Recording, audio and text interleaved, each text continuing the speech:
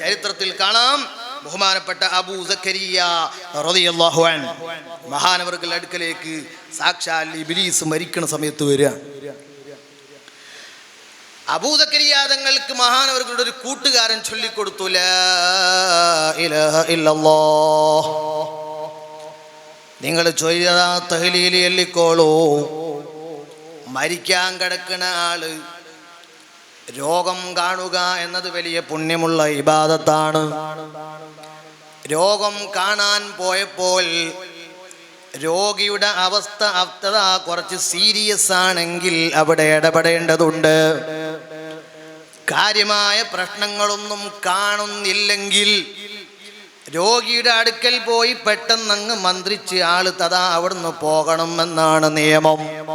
രോഗിയുടെ അടുക്കൽ കൂടുതൽ ആള് ശല്യം ചെയ്യാൻ പാടില്ല. കാണരുത്, ഇൻഫെക്ഷൻ ഉണ്ടാകുമെന്ന് ഡോക്ടർ പറഞ്ഞാൽ പിന്നെ നമ്മൾ കാണാനും പോകാൻ പാടില്ല. ഇനി ഞാൻ പറയട്ടെ, രോഗി അതാ കുറച്ച് സീരിയസ് ആയ ഒരു സ്റ്റേജിലാണ് ഉള്ളതെങ്കിൽ ആ രോഗിക്ക് നമ്മൾ ചെയ്തു കൊടുക്കേണ്ട ചില കടപ്പാടുണ്ട്. ആ കടപ്പാടെന്താ? ആ സമയത്ത് നമ്മൾ ആംബുലൻസ് വിളിക്കാൻ വേറെ ആളെ ഏർപ്പാട് ചെയ്യണം. കാരണം ഇത് മനുഷ്യന്റെ അവസാനത്തെ ഘട്ടമാണെങ്കിൽ ആംബുലൻസിന്റെ സർവീസിനേക്കാൾ സൗകര്യത്തെക്കാൾ കൂടുതൽ ഇയാൾക്ക് കിട്ടേണ്ടതുണ്ട്. അതെന്താണ്? അവസാനത്തെ വാചകം ഒന്ന് നന്നാവലാണ്, ലാ ഇലാഹ ഇല്ലല്ലാഹ്. ആ ദിക്ർ ചൊല്ലിക്കൊടുക്കണമെങ്കിൽ ചൊല്ലിക്കോ ലാ ഇലാഹ ഇല്ലല്ലാഹ് എന്ന് പറഞ്ഞ് ചൊല്ലിക്കൊടുക്കേണ്ടതില്ല. അതുകൊണ്ട് ആ ചില ആൾക്കൊരു ബേജാറ്, ഞാനിപ്പോൾ ലാ ഇലാഹ ഇല്ലല്ലാഹ് ചൊല്ലിക്കൊടുത്താൽ അയാൾ വിചാരിക്കൂലേ അയാൾ മരിക്കുന്നു ഞാൻ കരുതിയെന്ന്. കുടുംബക്കാർ ചിലപ്പോൾ തെറ്റിദ്ധരിക്കൂലേ? ആയിരുന്ന ആവശ്യമില്ല. നമ്മൾ അയാളോട് ചൊല്ലിക്കോ സമയായി എന്ന് പറയേണ്ട കാര്യമില്ലല്ലോ. അയാളെ പരിസരത്ത് നിന്ന് നമുക്കങ്ങ് ചൊല്ലാം. ഞാൻ കുറച്ച് ദിക്റൊക്കെ ചൊല്ലിയിട്ട് മന്ത്രിച്ചോളാ, നിങ്ങൾ ബേജാറാകേണ്ടതില്ല എന്ന് പറഞ്ഞില്ല. ഇലാഹ ഇല്ലല്ലാഹ്. നമ്മൾ അവിടെ നിന്ന് ഇങ്ങനെ ലാ ഇലാഹ ഇല്ലല്ലാഹ് ചൊല്ലിയാൽ ഈമാനുള്ള മനുഷ്യന് അത് ഓർമ്മയാകും. അയാൾ ചൊല്ലും.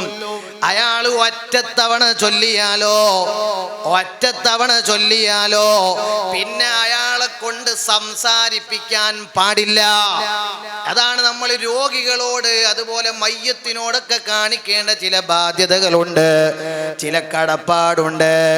സുബ്ഹാനല്ലാഹ്. എല്ലാം പരിഷ്കരിച്ച കൂട്ടത്തിൽ മരണ വീട്ടിലും പരിഷ്കാരം നടന്നൊരു കാലമാണിത്. പ്രത്യേകം ഞാൻ പറയുന്നു, മരിക്കാൻ കിടക്കുന്ന മനുഷ്യനോട് കടപ്പാടുണ്ട്. നമ്മൾ ആ സമീപത്ത് വെച്ച് പരിശുദ്ധ ഖുർആൻ ഓതണം, സൂറത്തുർ റഅദ് ഓതണം, സൂറത്തു യാസീൻ ഓതണം. എന്നിട്ട് നല്ല നിലക്ക് മരിക്കാൻ ആ മനുഷ്യനെ അനുവദിക്കണം. സുബ്ഹാനല്ലാഹ്. അവിടെ വന്നിട്ട് ഒച്ചപ്പാടൊന്നും ആയാട്ടുമാക്കരുത്.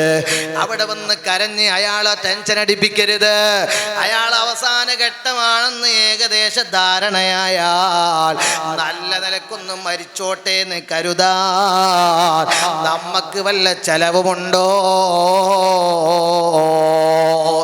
അതുകൊണ്ടാണ് ഫുഖഹാ കർശനമായി പറഞ്ഞു, ഒരു വട്ടം ചൊല്ലിയാ പിന്നെ ചൊല്ലിക്കണ്ട, പിന്നെ സംസാരിപ്പിക്കേണ്ടതില്ല.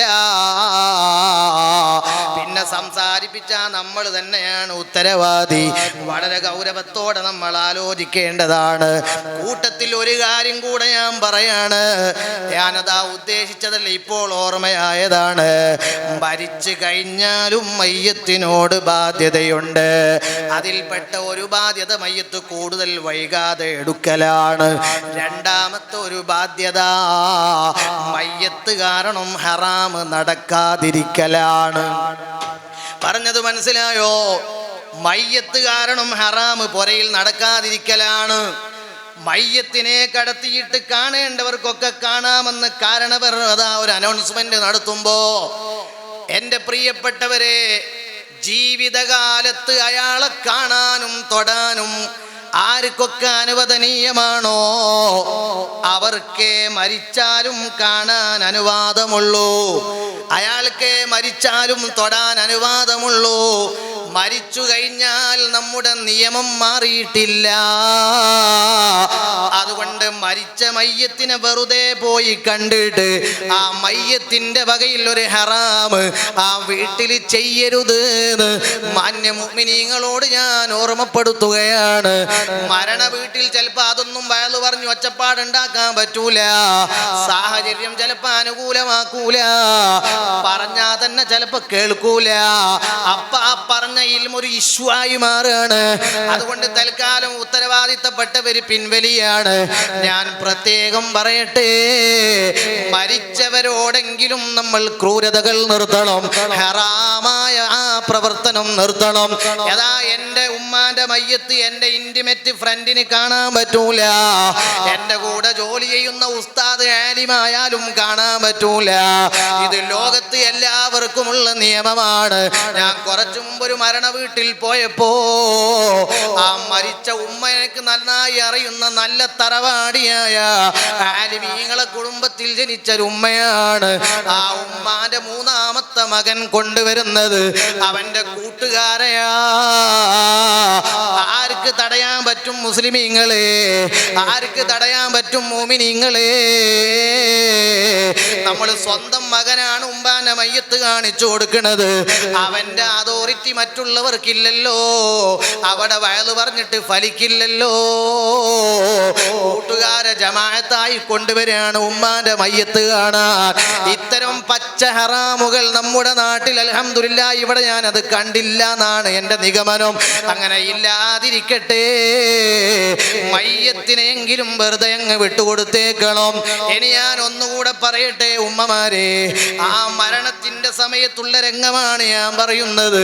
നമ്മുടെ ഈമാന് നന്നായി റാഞ്ചാൻ ഇബ്ലീസ് പാത്തു നിൽക്കുന്ന, വെയിറ്റ് ചെയ്ത് നിൽക്കുന്ന സമയമാണ്. അതാണ് അബൂ സക്കരിയ തങ്ങൾക്ക് കൂട്ടുകാരൻ വന്ന് ചൊല്ലിക്കൊടുക്കാണ് കലിമ. കലിമ ചൊല്ലിക്കൊടുക്കുമ്പോ മഹാനവറുകളുടെ മറുപടി ലാ അഖൂലു, ഞാനങ്ങനെ പറയൂല. അബൂ സക്കരിയ തങ്ങളെ മറുപടി ഞാനങ്ങനെ പറയില്ല. സുബ്ഹാനല്ലാഹ്, കൂട്ടുകാരൻ ബേജാറായി. കൂട്ടുകാരൻ 3 തവണ ചൊല്ലിക്കൊടുത്തു.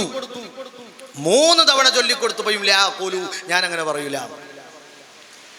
അപ്പോ ഈ കുറഞ്ഞ സമയങ്ങൾ കഴിഞ്ഞതിന് ശേഷം അബൂ സക്കരിയ തങ്ങൾ കണ്ണു തുറന്നു. കണ്ണു തുറന്നിട്ട് ഈ കൂട്ടുകാരനോട് ചോദിച്ചു, ഹൽ ഖുൽതും ശൈആ, നിങ്ങൾ എന്തെങ്കിലും പറഞ്ഞിരുന്നോ? നിങ്ങൾ എന്തെങ്കിലും എനിക്ക് ചൊല്ലിത്തന്നിരുന്നോ? എന്തോ ഒരു ഓർമ്മ പോലെ കണ്ണു തുറന്നിട്ട് ചോദിക്കുകയാണ്. അപ്പോൾ കൂട്ടുകാരൻ പറഞ്ഞു, അതെ, നിങ്ങൾക്ക് ലാ ഇലാഹ ഇല്ലല്ലാഹ് എന്ന കലിമ ചൊല്ലിത്തന്നിരുന്നു. ഉടനെ അപ്പൊ നിങ്ങൾ പറഞ്ഞ മറുപടി ലാ അഖൂലു, ഞാൻ പറയൂല എന്നാണ്. ഞാൻ പറയൂല എന്നാണ് മറുപടി പറഞ്ഞത്. അപ്പൊ അബൂ സക്കരിയ റളിയല്ലാഹു അൻഹു മറുപടി പറയാണ്, ഓ മക്കളെ, ഞാൻ ഈ മരിക്കാൻ കിടക്കുന്ന സമയം സുബ്ഹാനല്ലാഹ് എൻ്റെ തൊട്ടടുത്ത് തന്നെ ഉണ്ടായ ഒരു വലിയ രംഗത്തിലാണ് ഞാനുള്ളത്. എന്താണെന്നറിയോ? എൻ്റെ വലത്തെ ഭാഗത്ത് ഇബ്ലീസ് വന്ന് എന്നോട് ചോദിച്ച തഹ്താജു ഇലൽ മാ, നിങ്ങൾക്ക് വെള്ളം വേണോ? കാരണം അവിടെ ചോദിക്കേണ്ടതാ, അവിടെ വെള്ളത്തിനാണ് ആവശ്യം. തഹ്താജു ഇലൽ മാ, വെള്ളം വേണോ? ആ സമയത്ത് ബഹുമാനപ്പെട്ട അബൂ സക്കരിയ തങ്ങൾ പറഞ്ഞു, ലാ, എനിക്ക് വെള്ളം വേണ്ട. എന്തുകൊണ്ട് പറഞ്ഞു? ഈമാനുള്ളത് കൊണ്ട്. ഉടനെ ഇബ്ലീസ് പറഞ്ഞു, ഈസാ ഖുൽ ഈസ ഇബ്നുല്ലാഹ്, ഈസ നബി അല്ലാഹുവിന്റെ മകനാണെന്ന് പറയൂ. അബൂ സക്കരിയ തങ്ങൾ പറഞ്ഞു, ലാ, ഞാൻ പറയൂല. വീണ്ടും പറയാണ്, ലാ ഇലാഹ, ലോകത്ത് ഒരാരാധ്യനും ഇല്ല എന്ന് പറയൂ.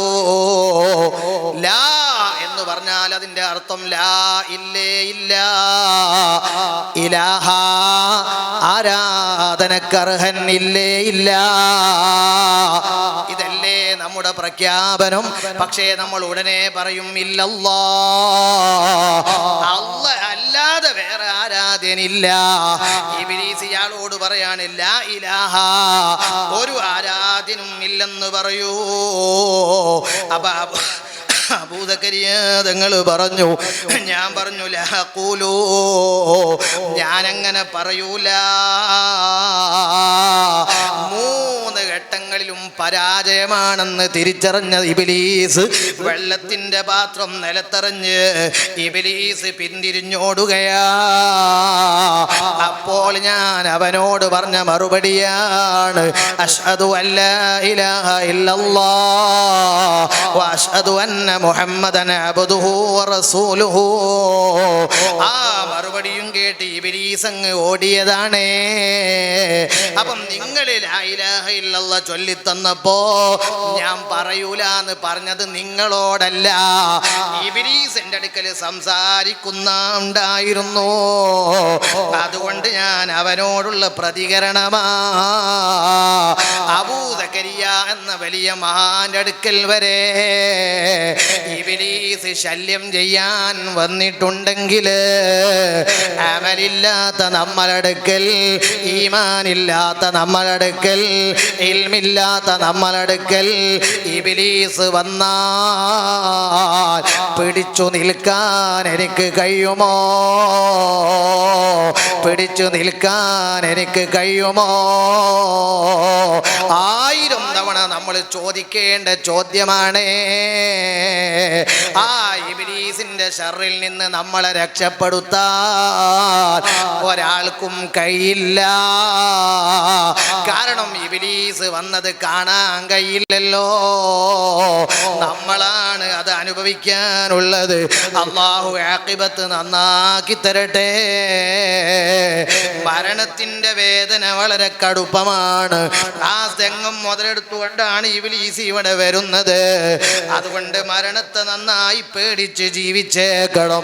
അല്ലാഹു ഈമാനും തഖ്വയും നമുക്ക് ഏറ്റി തരട്ടെ.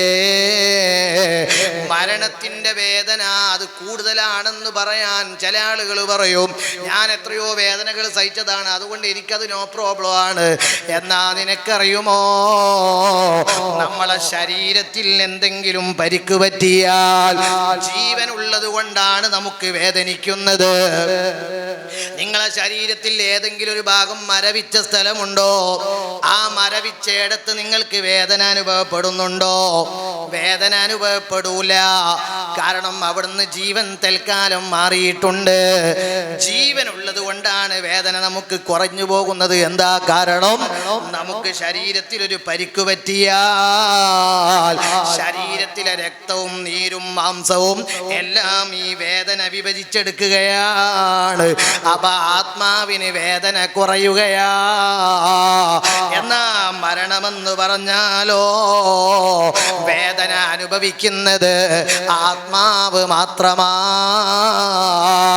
وجاءت سكرة الموت بالحق ذلك ما كنت منه تحيد. ആ സക്കറാത്തിന്റെ ഘട്ടം വല്ലാത്ത രംഗമാണ്. അതുകൊണ്ടാണ് പ്രിയപ്പെട്ടവരെ, നമ്മളെല്ലാവരെയും റൂഹ് പിടിക്കുന്നത് ആരാണ്? അസ്രായീലാണ്. ആ അസ്രായീൽ അലൈഹിസ്സലാം എല്ലാവരുടെയും അസ്രായീൽ അലൈഹിസ്സലാം എല്ലാവരുടെയും റൂഹ് പിടിച്ച് ഡ്യൂട്ടി നിർവഹിച്ചു. ആ ഡ്യൂട്ടി എല്ലാം കഴിഞ്ഞാൽ അസ്രായീലിന്റെ റൂഹ് അല്ലാഹ് പിടിക്കും. നമ്മൾ കേൾക്കണം, അസ്രായീലിന്റെ റൂഹ് അല്ലാഹ് പിടിക്കും. ആ അസ്രായീലിന്റെ റൂഹ് പിടിക്കപ്പെടുമ്പോൾ അസ്രായീൽ അലൈഹിസ്സലാം പറയുന്നൊരു വാചകമുണ്ട്. അസ്രായീൽ പറയാണ്, യഖൂലു വഇസ്സതുക ലൗ അലിംതു മിൻ സക്റത്തിൽ മൗതി മാ അലമു. ഞാൻ അത് ആ മരണത്തിന്, സക്കറാത്തുൽ മൗത്തിന് ഇത്ര കടുപ്പമാണെങ്കിൽ, മരണത്തിന് ഇത്ര കടുപ്പമുള്ള വേദനയുണ്ടെങ്കിൽ ഞാൻ ഒരാളെ റൂഹും പിടിക്കില്ലായിരുന്നു.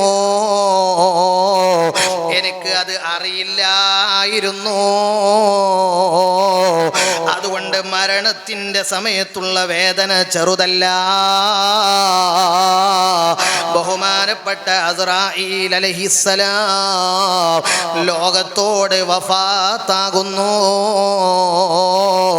നമ്മളെ ശരീരത്തിൽ നിന്ന് ആത്മാവ് പിടിച്ചു കൊണ്ടുപോകുന്ന മലക്കിന്റെ പ്രതികരണം ഈ നിലക്കാണെങ്കിൽ അതുമാത്രം ആലോചിച്ചാൽ മരണത്തെ നമ്മൾ പേടിക്കാൻ ഒരുങ്ങും കേട്ടോ. ശരീരത്തിൽ നിന്ന് ആത്മാവങ്ങ് പിരിഞ്ഞു പോയാൽ ബഹുമാനപ്പെട്ട ഇസ്രാഫീൽ അലൈഹിസ്സലാം ഒന്നാമത്തെ ഊത്തൂതുന്നു. ഇസ്രാഫീൽ അലൈഹിസ്സലാം സൂർ എന്ന കാഹളം പിടിച്ച് വെയിറ്റ് ചെയ്യാണ്. എപ്പോഴാണ് അള്ളാന്റെ ഓർഡർ അപ്പ ഊതാൻ കാത്തിരിക്കുകയാണ്. ഇസ്രാഫീലിന്റെ ഒന്നാമത്തെ ഊത്തോടുകൂടി ലോകത്തുള്ളതെല്ലാം നശിക്കുന്നതാണ്, എല്ലാം നശിക്കുന്നതാ. പക്ഷേ പണ്ഡിതന്മാര് പറഞ്ഞു 8 വസ്തുക്കൾ നശിക്കുകയില്ല.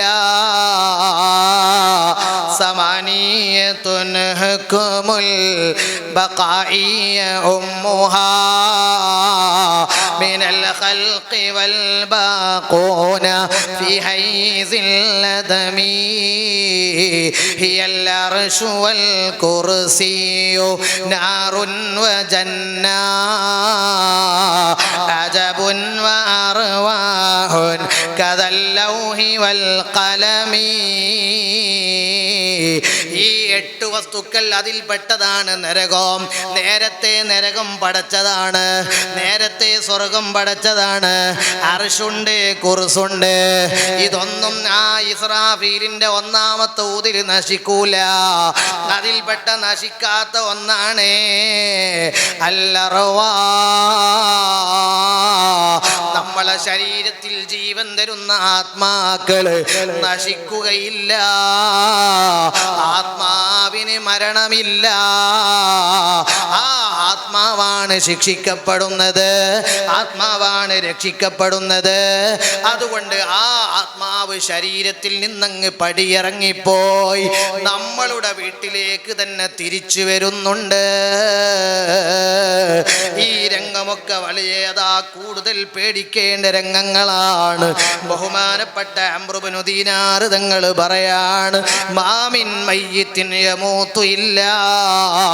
അതാ നമ്മൾ മരിച്ചു കഴിഞ്ഞാൽ നമ്മളെ ആത്മാവ് ഒരു മലക്കിന്റെ കയ്യിലാണ്. ഒരു മലക്കിന്റെ കയ്യിൽ നമ്മളെ ആത്മാവ് ഭദ്രമാണ്. ആ മലക്ക് അദാബിന്റെ മലക്കാണോ റഹ്മത്തിന്റെ മലക്കാണോ നമുക്കറിയില്ല.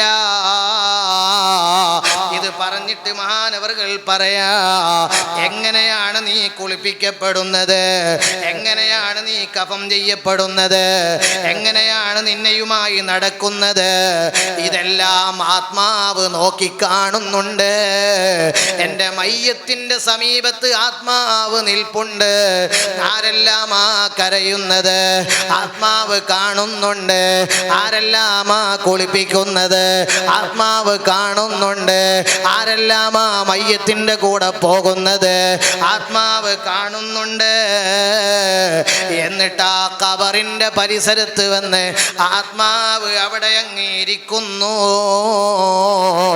ആ വലിയ വലിയ വല്ല ജീവിതത്തിലെ പ്രധാനപ്പെട്ട ഘട്ടങ്ങളായതുകൊണ്ട് തന്നെ ഇമാമിങ്ങളെല്ലാം പേടിച്ച രംഗങ്ങളാണ് സക്കറാത്ത്.